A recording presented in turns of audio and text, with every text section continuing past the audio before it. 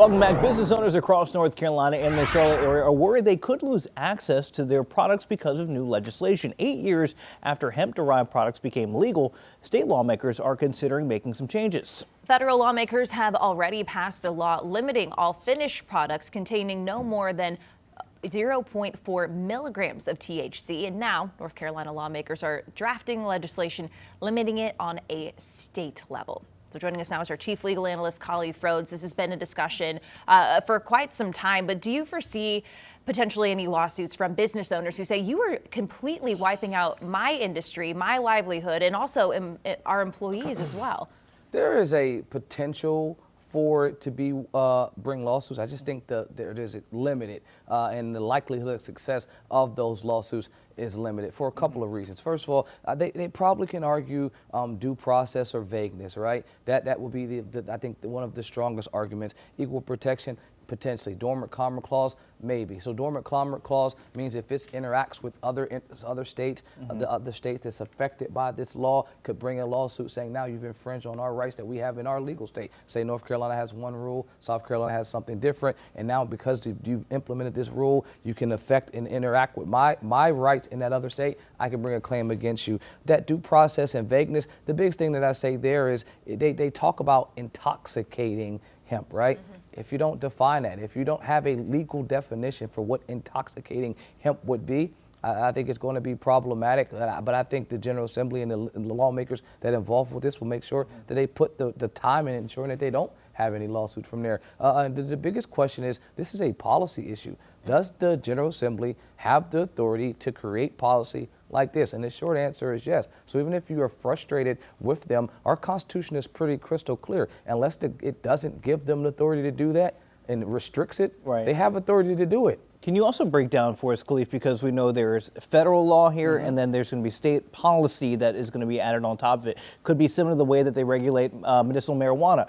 But how does it break down what the state law is versus the federal law? Because you have two things going at the same time. I like that question. I mean, typically, if you run into any federal issue, then federal law would trump those type of issues with something called the federal preemption. The issue is the federal law sets the floor. That's the baseline. That's the minimum. States can go higher. The federal issue would be if the states went lower. Federal guidelines were here and we're going to try to do something smaller. Federal courts will come in and say, or federal lawsuit will be brought, say, hey, you don't have the requirements that are at the baseline. You went below.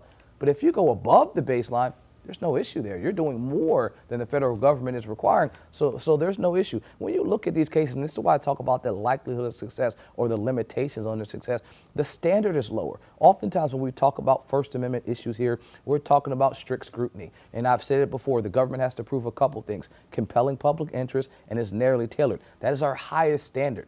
These type of laws, these type of cases, it isn't strict scrutiny, it's rational basis. You have to prove a couple things. There's a legitimate interest, and is rationally connected to your legitimate interest. And so you can say, state, North Carolina, we have a legitimate issue. We want to make sure students, people that are less than 21 years old, aren't connected to these intoxicating drugs. And we have a rational basis that's connected to this. That's a pretty easy one. If it was a higher standard, there's compelling public interest, and it was narrowly tailored, now you'd have to say, well, is there a different way? Was there a better way?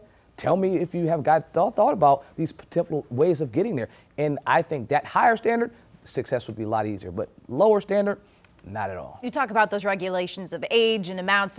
Business owners who work in this industry say, we want to work with the government. We want to have protections to limit it like alcohol. Is there the potential to do that this far down the road, or do they have to just scrap this altogether? How does that work? I don't think scrapping is an issue. I don't think this is something that the General Assembly isn't willing to work with the people that are in that industry. But let's be clear, the folks in their industry are looking at this as a complete ban. If you push forward with these regulations, these proposals, their industry will die. And so that's what they're saying, that, hey, if you bring this forward, the industry as we know it, that you just recently created, won't exist anymore. So all the resources, all the money, all the research, all the things that we put into this will have been wasted. And so I think that there is I say it all the time, we are a very litigious society, but we are very reactive. When things happen like this, like a new implementation of some type of new product, there will be regulation. Regulation sometime is slow. This is moving really fast. And so the industry is trying to slow down the train. It's not, we don't regulate regulation. We don't want regulation that ends our business. It's tough to limit a lawyer to a quick answer, but I'm going to try.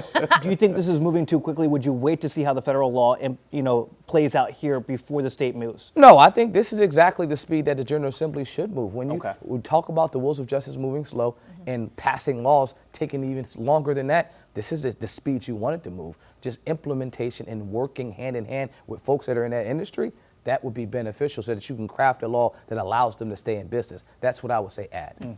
Okay. All right, Carly, thank you. Queen City News Plus. Just search Queen City News on your smart TV's app store.